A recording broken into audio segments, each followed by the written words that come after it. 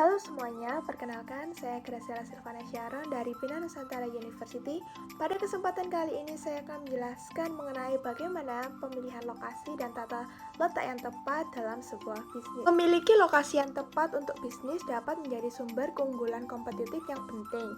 Proses untuk pengambilan keputusan pemilihan lokasi itu seperti piramida, karena pada tingkat pertama dari keputusan adalah yang paling luas, yaitu memilih wilayah tertentu di suatu negara.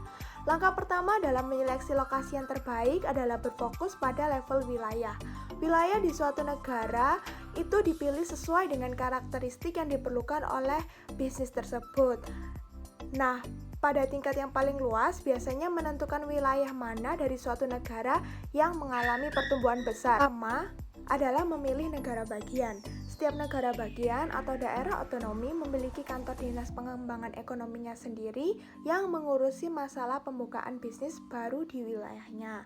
Nah, ada beberapa faktor lain yang harus dipertimbangkan mencangkup dengan kedekatan pasar, kedekatan bahan baku, tingkat upah, kuantitas dan kualitas persediaan tenaga kerja, iklim bisnis secara umum, tingkat pajak, akses internet, dan total biaya operasional. Kedua adalah memilih kota. Setelah memilih wilayah negara, kita bisa memilih kota, dan ada beberapa poin yang harus diperhatikan dalam memilih kota, yaitu kita harus memperhatikan tren populasi, yaitu menganalisis dari waktu ke waktu daftar kota terbaik untuk berbisnis yang dikumpulkan. Jadi kita harus memilih kota mana yang paling baik untuk bisnis kita. Yang kedua yaitu persaingan. Bagi beberapa bisnis masuk akal jika memilih lokasi yang dekat dengan pesaing, karena bisnis yang serupa bisa berdekatan satu sama yang lain. Yang ketiga ada clustering, yaitu beberapa kota memiliki karakteristik yang menarik industri tertentu dan akibatnya perusahaan cenderung untuk berkelompok. Yang keempat ada kesesuaian dengan komunitas. Nah, kita juga bisa memilih lokasi dengan menyesuaikan komunitas yang ada di sekitar tempat tersebut. Selanjutnya ada undang-undang dan peraturan lokal. Sebelum memilih tempat tertentu di kota tertentu, seseorang harus mempertimbangkan peraturan yang diterapkan oleh pemerintah setempat. Peraturan pemerintah mempengaruhi banyak aspek dalam operasi perusahaan kecil, mulai dari mendapatkan lisensi, izin bisnis, sampai mendirikan papan nama dan pembuangan sampah. Selanjutnya ada biaya utilitas dan layanan publik. Lokasi yang dipilih harus dilengkapi dengan beberapa unit pemerintahan yang menyediakan layanan seperti layanan air, pembuangan sampah, pengumpulan sampah, dan layanan lain yang diperlukan pada sebuah bisnis. Yang terakhir adalah kualitas hidup. Pertimbangan terakhir ketika memilih kota adalah kualitas hidup yang ditawarkannya, seperti kota yang menawarkan cuaca yang menyenangkan, ada kegiatan budaya, perguruan tinggi, dan lainnya. Tiga adalah memilih tempat. Langkah terakhir dalam proses pemilihan lokasi adalah memilih tempat yang aktual untuk sebuah bisnis. Setelah kita memilih negara dan kota, sehingga kita harus memilih lokasi tempat kita. Setiap jenis bisnis memiliki kriteria yang berbeda-beda mengenai lokasi yang ideal. Selanjutnya, saya akan menjelaskan mengenai kriteria lokasi untuk bisnis retail dan jasa. Sebenarnya tidak banyak keputusan yang penting dalam pemilihan lokasi bagi bisnis retail dan jasa, karena sebenarnya keberhasilan perusahaan bergantung pada aliran pelanggan yang stabil. Tetapi mereka harus tetap memilih lokasi dengan pertimbangan kenyamanan dan pilihan target pelanggan. Setiap bisnis retail dan jasa harus bisa menentukan luasnya daerah perdagangan mereka, serta wilayah yang diharapkan perusahaan untuk dapat menarik pelanggan dalam jangka waktu tertentu. Ada beberapa faktor lingkungan yang mempengaruhi ukuran atau besarnya wilayah perdagangan. Yang pertama adalah kesesuaian retail, di mana lokasi memang harus sesuai dengan retail. Selanjutnya, tingkat persaingan juga perlu diperhatikan dalam pemilihan lokasi.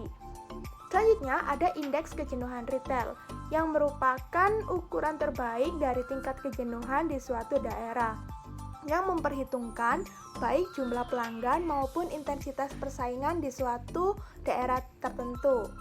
Nah, ada rumusnya, yaitu indeks kejenuhan retail sama dengan jumlah pelanggan dalam daerah perdagangan dikalikan dengan pengeluaran retail dan dibagi oleh fasilitas retail. Selanjutnya, ada beberapa faktor lain, yaitu Hukum realim mengenai gravitasi retail yaitu analogi gravitasi untuk memperkirakan tingkat kemenarikan suatu bisnis untuk para calon pelanggannya. Selanjutnya ada faktor jaringan transportasi, yaitu rute jalan raya, jalan biasa, dan layanan publik yang sudah ada saat ini untuk di sekitaran lokasi. Ada juga faktor hambatan fisik, rasial, atau emosional bisa berupa taman, sungai, danau, dan gangguan alamiah atau buatan lain yang dapat menghalangi akses pelanggan untuk datang ke suatu daerah. Ada juga hambatan politis yang berhubungan dengan perundang-undangan. Ada faktor lalu lintas pelanggan, yaitu jumlah calon pelanggan yang melewati tempat tersebut pada saat jam-jam kerja.